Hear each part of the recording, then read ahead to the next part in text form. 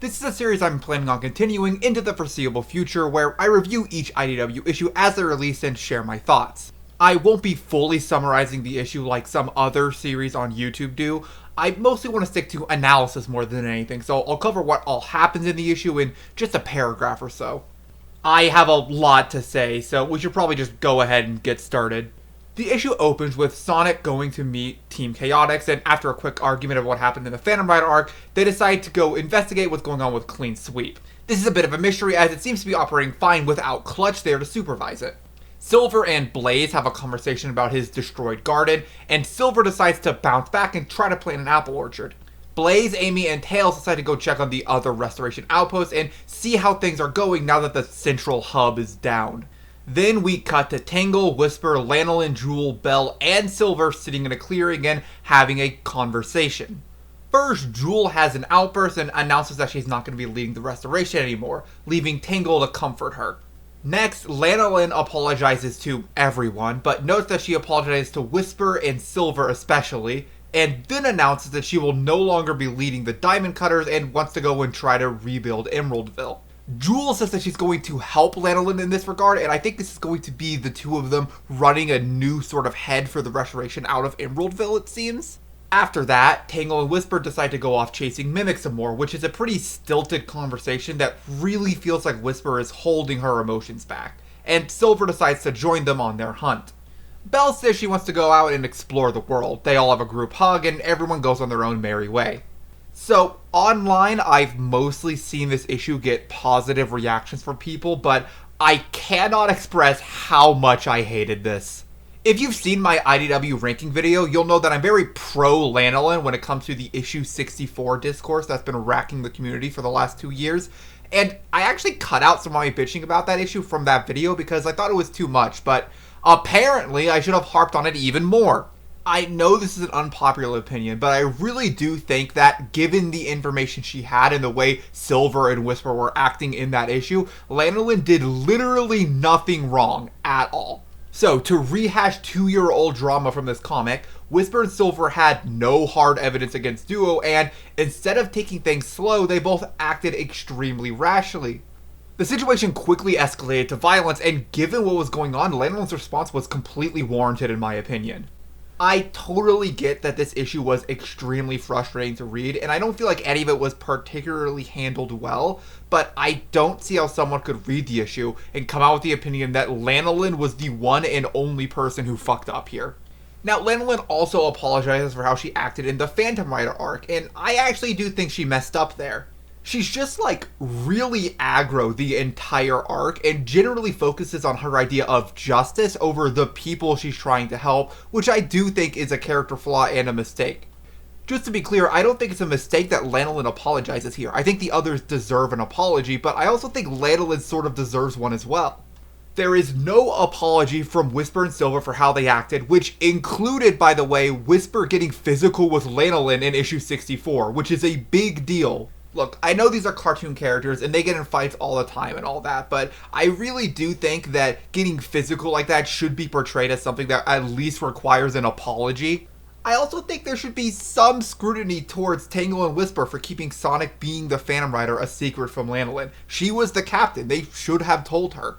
I just don't understand why all of the impetus is being placed on Lanolin for making Whisper and Tangle feel like they couldn't trust her with that information, instead of on them for not trusting her in the first place. All of this is just really frustrating for somebody who kind of sided with Lanolin during issue 64. I get that Lanolin was in the way of Whisper and Silver stopping Mimic, but I just feel like people are engaging in really results-based analysis here with issue 64. Okay, so analogy time. Let's imagine that I go outside and just shoot a random person, but they turn out to be a serial killer who was on their way to kill again. I'm still a murderer in that scenario, right? I don't get off just because my actions happen to, without my knowledge, stop something bad from happening. I was still acting in a very reckless and dangerous way, and so the fact that Whisper and Silver went about stopping Mimic in a way that was dangerous and reckless is important. Also, all of this is made really frustrating by the fact that Whisper had an easy way to expose Mimic by just asking him to take off his gloves, and they just refused to use that and instead had her and Silver be stalkers for no reason. Genuinely, Whisper was being extremely stupid in that issue.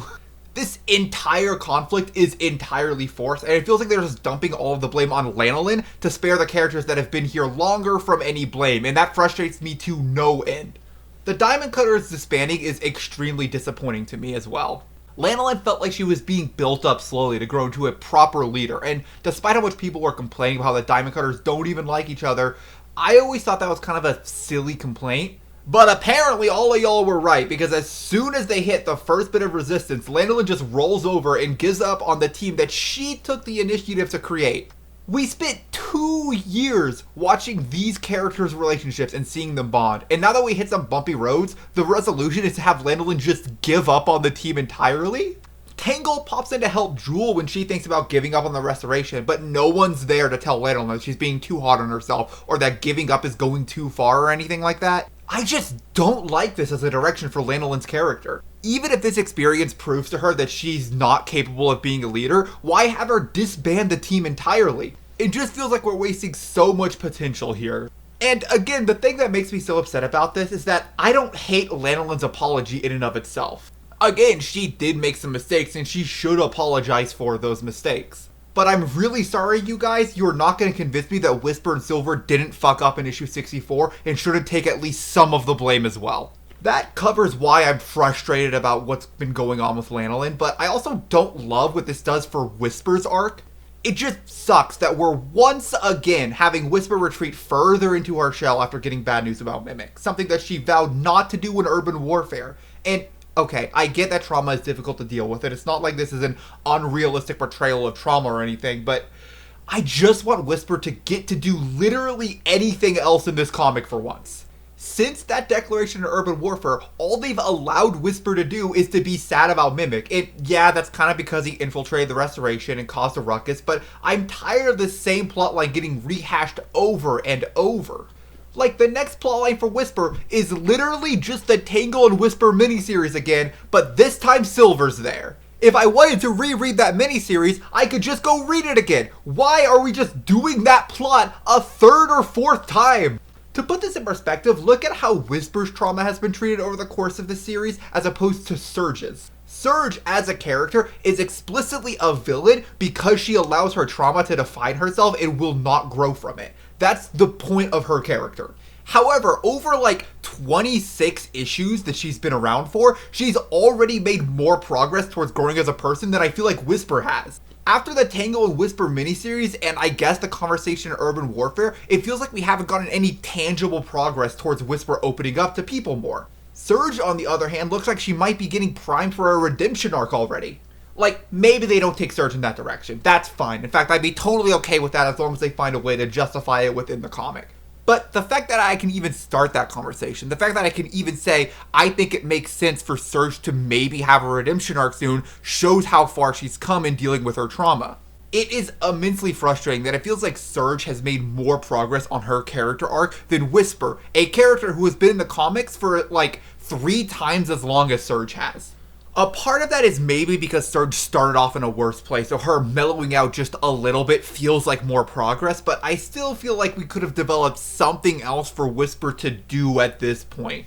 There is one thing that kind of gets me hopeful about all of this, and that is that Whisper is just so out of it in this issue, and I know that sounds weird, but hear me out. When Tangle pushes back on her wanting to end a Mimic, she stays silent for an entire panel, and I have to wonder what's going on with that. I've heard it discussed that maybe Whisper's gonna have a face-heel turn soon. Whisper is already shown to be a lot less forgiving than the rest of the heroes, and she is giving off some pretty murdery vibes right about now. Maybe they actually do go there and just have Whisper pull the trigger and take out Mimic for good. Maybe she tries to take out Eggman and all the other villains for good. And that could naturally lead to her becoming a sort of anti-hero or even a villain who's fighting against Sonic because of their differing ideals and how to deal with these types of people. I really think that could be an interesting angle if they want to commit to that, but that would be a pretty big commitment. I can just as easily see this just being a low point for Whisper emotionally. The kind of emotional low point that she bounces back from and becomes stronger because of. If that's how they take things, I just really hope that this plotline with Mimic develops in a more meaningful way because of it. It is just taking way too long to get any different type of development with Whisper as a character, and a part of me kind of wishes they would just kill off Mimic so we can go somewhere else with her as a character already.